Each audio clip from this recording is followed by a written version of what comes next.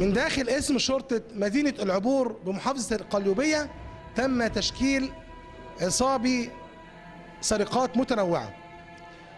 الغريب ان دول شباب صغير، شباب سنهم لا يتعدى ال 25 سنة تقريبا، ولكن المدهش ان فيهم طالب صغير او سنه ما يتعداش 17 18 سنة، ولكن تم ضبطه بسرقات متنوعة في دايرة الاسم.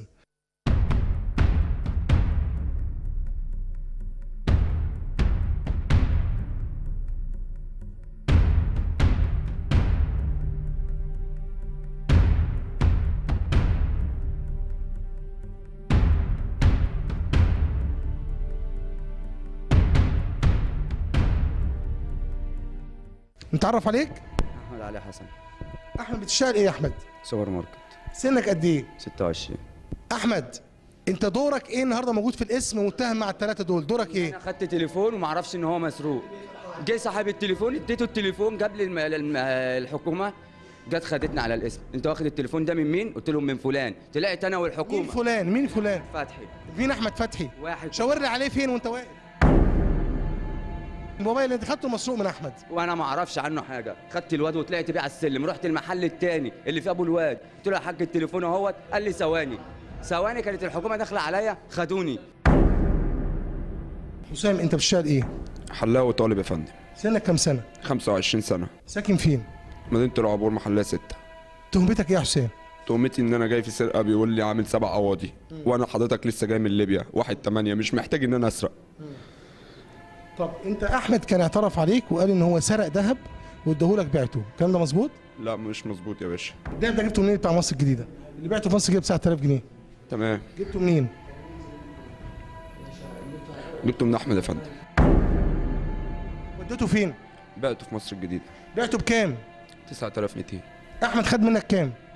احمد خد مني 2000 ونص يا فندم. 2000 ونص والباقي؟ بقى انا خدته. يعني انت تاخد ذهب من واحد، من عيل صغير في ثانيه ثانوي، وتبيعه في مصر الجديده ب 9200 جنيه وتقول لي انا ما اعرفش انه مسروق؟ والله ما اعرف ان هو مسروق. طب امال خدته قال لك ايه؟ جابه من عند امه ولا جابه منين؟ ما اعرفش بقى حضرتك. ما اعرفش، هو قال لي ده بدوام معايا ووالدتي تعبانة وعايز ابيعه. طب لو هو امه تعبانه وعنده ظروف هياخد 2500 ولا ياخد الفلوس كلها؟ اكيد هياخد الفلوس كلها. اذا الذهب مسروق. انا ما اعرفش حضرتك. احمد انت اول مره تسرق ولا كنت سرقت قبل كده؟ هي دي أول مرة، بس أول مرة فعلا دي حاجة أعملها. الباقي كله أنا ما كنتش عملت فيه حاجة. طيب انت هي دلوقتي مرة واحدة اللي عندي هنا في الاسم، هما قضيتين سرقة دي، وواحدة تانية قبليها. اللي قبليها أنا اتظلمت فيها، زي ديت برضه اللي برضه يعتبر 3/4 أنا مظلوم فيه. حاجة واحدة بس عملتها خلوها لي 7، يعني بدل حاجة بقت 7 حاجات. ايه الحاجه اللي انت عملتها وانت معترف بيها؟ اللي أنا قلت لحضرتك اللي هو ايه؟ اللي هي الشقة ديت اللي كانت في الدور الكام يا احمد؟ في الدور التاني، دخلتها ازاي؟ زي ما قلت لحضرتك. قلت لي ايه؟ الشباك. مش شباك. طب حسام؟ اه. حسام اللي جنبك ده كان معاك؟ اه. كان دوره ايه حسام؟ كان واقف مستنيني تحت، هو اللي قال لي على الشقة، هو اللي قال لي الشقة ديت. ايه رايك في الكلام ده يا حسام؟ ما حصلش يا باشا. ما حصلش. ما حصلش. طب هو ما حصلش انت اللي قايله على الشقه؟ لا ما حصلش. كمل يا احمد. اللي طالع مخبط عليها. طلع خبط؟ قال لي الشقة ما فيهاش حد. يعني هو طلع الاول خبط؟ قال لي الشقة ما فيهاش حد. تمام، بعد كده انت عملت ايه؟ انا دخلتها. وهو كان دوره ايه تحت؟ كان دوبه بيشوف في حد طالع ولا لا. تمام. انت دخلت الشقه، دخلت من الشباك.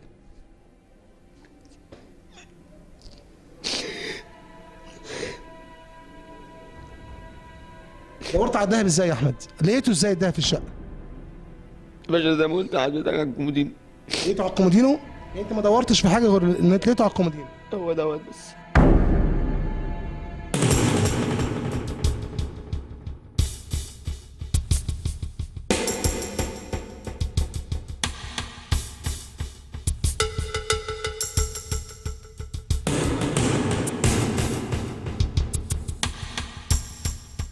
من داخل اسم شرطة العبور بمحافظة القليوبية هيكون لنا لقاء مع السيد النقيب إسلام سمير معاه مباحث اسم العبور. أهلا وسهلا يا فندم معانا برنامج صوت الناس. اهلا وسهلا بحضرتك. يا ريت سيادتك تكلمنا عن القضية سرقه مساكن منطقه العبور، ويا ريت تشرح لنا ازاي حضرتك قدرتوا توصلوا للمتهمين. هو احنا الفترة اللي فاتت كان عندنا بلاغات سواء في المدينة، فعن طريق المرشدين والتحريات السرية بتاعتنا قدرنا نحدد ان وراء الكلام ده كله 4 اشخاص هم اللي بيقوموا بسرقة المساكن. طلبنا اذن من النيابة العامة بضبط هؤلاء الاشخاص وتفتيش مسكنهم، ونزلنا على بيت كل واحد فيهم، والحمد لله ضبطنا منهم 3 وفي واحد لسه هربان، وهم اللي كانوا بيقوموا بسرقة المساكن. وضبطنا معاهم في بيوتهم سلاح ناري وسلاحة بيضاء، وكان في موبايلات مبلغ بسرقتها في محاضرة عندنا ضبطناها معاهم، ودهب كان موجود معاهم من شقق سرقوها. هل سيادتك كان في بلاغات مسبقه قبل ما تقبضوا على العصابه؟ لا كان في بلاغات سرقة شقق موجودة كتير قبليها.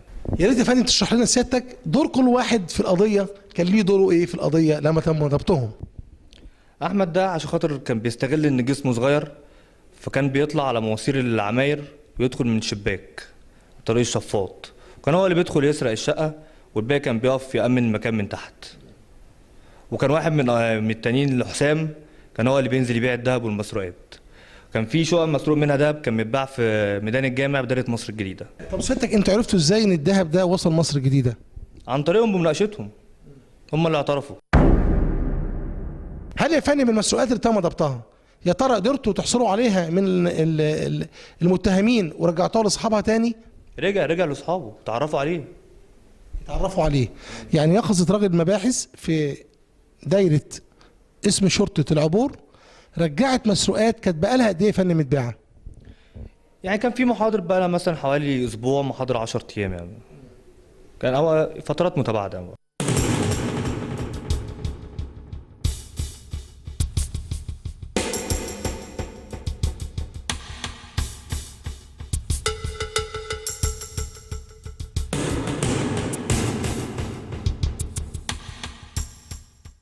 حسام من الشارع حلاق صح؟ تمام يا فندم. تكسب كام في اليوم؟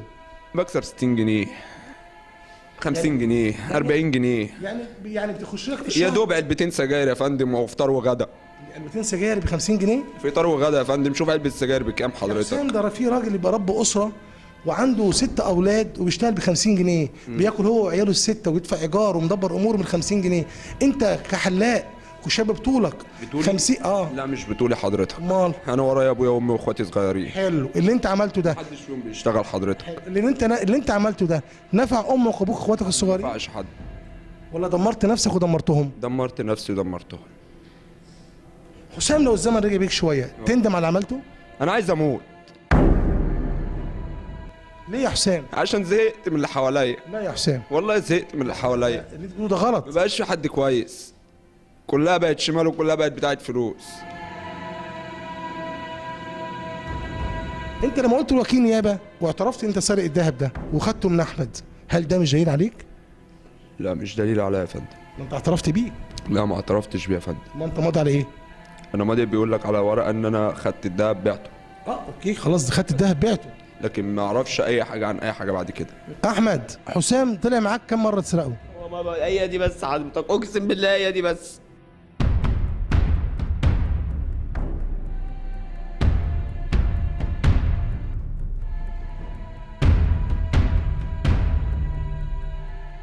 النصيحه يا فندم اللي ممكن نوجهها للمواطن او المشاهد اللي بيشوفنا علشان يتجنب سرقه مسكنه. النصيحة اللي ممكن نقدمها للناس يكونوا حذرين في الشبابيك، يكونوا مقفلين الشبابيك كويس، بيبان الشقق تكون متقفلة كويس، الاحتياطات الأمنية للبيبان كويسة. لحد مثلا ساكن في الدور الأرضي يكون مأمن الشقة كويس، يكون مركب حديد على البيبان وعلى الشبابيك. تاني حاجة لو حد ساب الشقة لفترة طويلة مش قاعد فيها أو ساكن في مكان تاني، فما يسيبش فيها فلوس أو حاجات غالية أو ذهب ممكن يعرضهم لحد ممكن يدخل يسرقها، لأن دول بيستغلوا الفرصة إن ما يكونش حد موجود في الشقة. النصيحة التالتة اللي ممكن نقدمها للناس إن لو أي حد اتسرق يجي يقدم بلاغ عشان نقدر نعرف نتوصل لمين عمل البلاغ ده، نقدر نرجع له حاجته زي ما بقية الناس كلها رجعت لها. كنا حابين يا فندم نعرف من سيادتك العصابه اللي اتمسكت دي يا فندم الشباب الصغير اللي شفناه، هل دول يا فندم اول مره يسرقوا ولا مسجلين ومحترفين سرقه؟ وفي منهم اشخاص مسجله من قبل كده مخدرات وسرقات، مش كلهم مسجلين سرقات.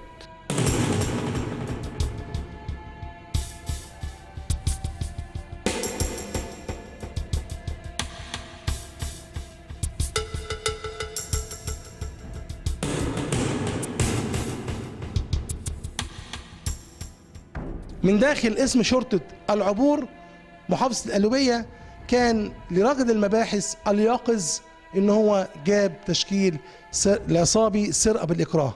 دول شباب وده يمكن يكون درس ليهم. اعتقد لو هو فيهم حد فيهم ندم على اللي عمله ان شاء الله يكون لي اخر تهمة نقدر يعملها. ولكن اللي انا شايفه ان صاحب السوق والمخدرات وجليس السوق بيوصل لهذا المستوى.